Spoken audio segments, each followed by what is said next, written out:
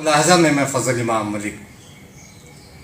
किसान दिल्ली में प्रदर्शन कर रहे हैं। 26 जनवरी को लाल किले पर जो कुछ भी हुआ उससे देश शर्मिंदा है, भले सरकार शर्मिंदा ना हो, क्योंकि जिस तरह से एक पाखंड रचा गया उस पाखंड में कहीं न कहीं सरकार की भूमिका भी को नज़रअंदाज नहीं किया जा सकता है। राष्ट्रीय लोक समता पार्टी के राष्ट्रीय अध्यक्ष उपेंद्र कुशवाहा ने इस मामले पर केंद्र सरकार को घेरते हुए कहा, पार्टी कार्यकर्ताओं को संबोधित करते हुए कहा कि अब ज़रूरत इस बात की है कि इसे लेकर केंद्र सरकार पर ऑफेंसिव रहें, यानी आक्रमण कीजिए, डिफेंसिव रहने की ज़रूरत नहीं है। उपेंद्र कुशवाहा का मानना है कि किसी थाने में अगर इस तरह की घटना होती है, उपद्रव होता है, तो थानेदार को सस्पेंड कर दिया जाता है, लेकिन एक सुरक्षित संरक्षित स्थान लाल किला, जहां 24 घंटे अर्धसैनिक बलों की तैनाती होती है सुरक्षा के लिए, वहां अगर इस तरह की घटना होती है तो जाहिर है कि इसकी जिम्मेदारी केंद्र सरकार पे बनती है।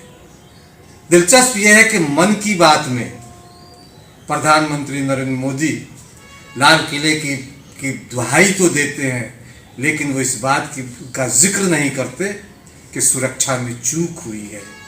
बादब मुलाहजा में इस पर बात करेंगे उपेंद्र कुशवाहा ने क्या कुछ कहा अपने कार्यकर्ताओं से, लेकिन इससे पहले एक गुजारिश, एक निवेदन है कि अगर अभी तक आपने बादब मुलाहजा को सब्सक्राइब नहीं किया है तो इसे सब्सक्राइब करें, लाइक करें और ज़्यादा से ज़्यादा शेयर करें, ताकि हम आपकी ताकत बने और आप हमारी ताकत बने।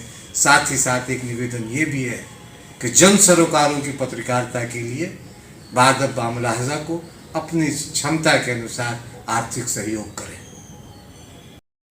ठीक है, हम भी उसकी भर्त्सना करते हैं। लाल किला पर जो हुआ नहीं होना चाहिए था, लेकिन नहीं होना चाहिए था। जिम्मेवार कौन है?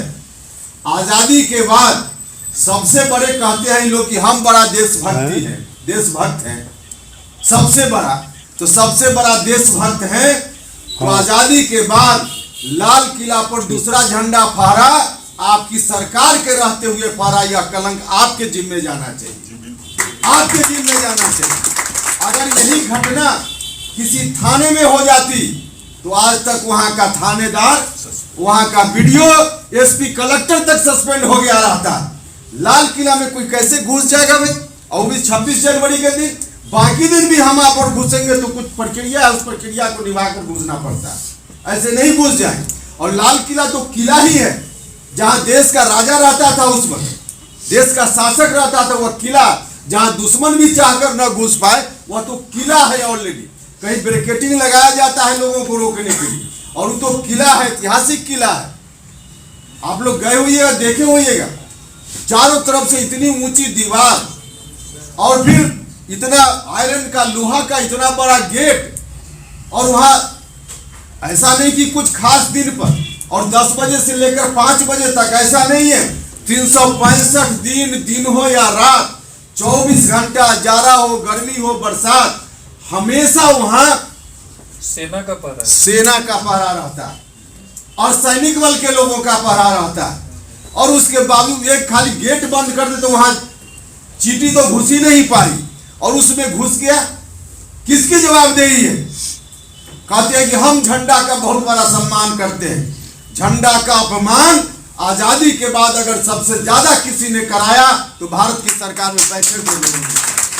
हम लोगों को इस पर डिफेंसिव नहीं होना है। हम लोगों को कोई अगर सवाल भी करे तो जोर देकर कहिए कि अपमान आपने कराया, देश के लोगों ने आपके जिम्मे दिया। और लाल किला के अंदर कैसे चला गया कोई? जो चला गया आप सजा दीजिए, आप जानिए, आप ही के लोग थे। निश्चित रूप से इस साजिश के तहत ऐसा करवाया गया है, जानबूझकर आंदोलन को बदनाम करने के। जो लोग हैं सजा दीजिए, लेकिन उसके चलते आंदोलन गड़बड़, आंदोलन इतना बड़ा सवाल, इसको डाइवर्ट करने की कोशिश है पूरे तौर पे। इसलिए इसमें कहीं से बचाव की मुद्रा में नहीं रहना है। कोई कहे भी तो कहिए कि इसके लिए कलंक अगर लगा है इस देश के इतिहास में तो आपके कारण कलंक लगा है, आप लोग दोषी हैं। आप झंडा का अपमान आपके रहते हुआ है, इसलिए आप दोषी हैं। आप दोषी हैं। उदाहरण दीजिए कि आप ही बताइए कि थाना में होता तो अभी तक थानेदार सस्पेंड हो गया रहता कि नहीं हो गया रहता। प्रधानमंत्री वहां कौन सी कार्रवाई कर रहे हैं? वहां कराया गया ताकि बदनाम किया जा सके, कराया गया। लेकिन दुर्भाग्य है कि अभी जिस तरह से उन लोगों का हाथ पैर फैल रहा है, अब मीडिया के लोग भी, अब क्या कहा जाए, जनतंत्र का चौथा स्तंभ एक तरह से लगता है जैसे कुआं में ही भांग घोल दिया गया, जो भी पी रहा है सब वही हो जा रहा है नशे में। तो उस तरह से उस दिन अगर आप देखते, हम तो संयोग से दिल्ली में थे और घर पे ही थे, तो टीवी के सामने बैठे हुए थे, जिस तरह से एंकर बात कर रहा था या कर रही थी, वो कोई मीडिया का आदमी उस तरह से बात कर सकता है? माने भारतीय जनता पार्टी का कोई प्रवक्ता जैसे नहीं बोलता है। उपद्रवी, बवाली, माने इस तरह का, और होंगे उपद्रवी 10, 20, 50 या 1000, लाखों लोग उपद्रवी नहीं हो सकते, लेकिन बदनाम करने की कोशिश। तो मीडिया भी उसी रंग में है। तो मीडिया भी आजकल किस तरह से चलता है आप लोगों को मालूम है। लेकिन एक सौभाग्य की बात है कि सोशल मीडिया अब अपने हाथ में, तो सोशल मीडिया के माध्यम से प्रचार कीजिए। भैया अखबार जितना छापे, लोकल लेवल पर कोशिश की जाए तो खबर भी छपेगी, लेकिन आप गांव में किसी के घर पे जाके पर्चा दीजिए तो वह तो देख रहा है ना कि राष्ट्रीय लोक समता पार्टी वाला घूम रहा है।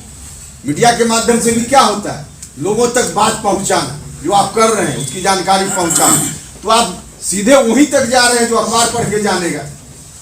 तो जो टारगेट हम लोगों का है कि 10,000 चौपाल और 25 लाख घर पूरे बिहार भर में, अगर कोशिश ठीक ठाक ढंग से की जाए तो यह काम मुश्किल नहीं है।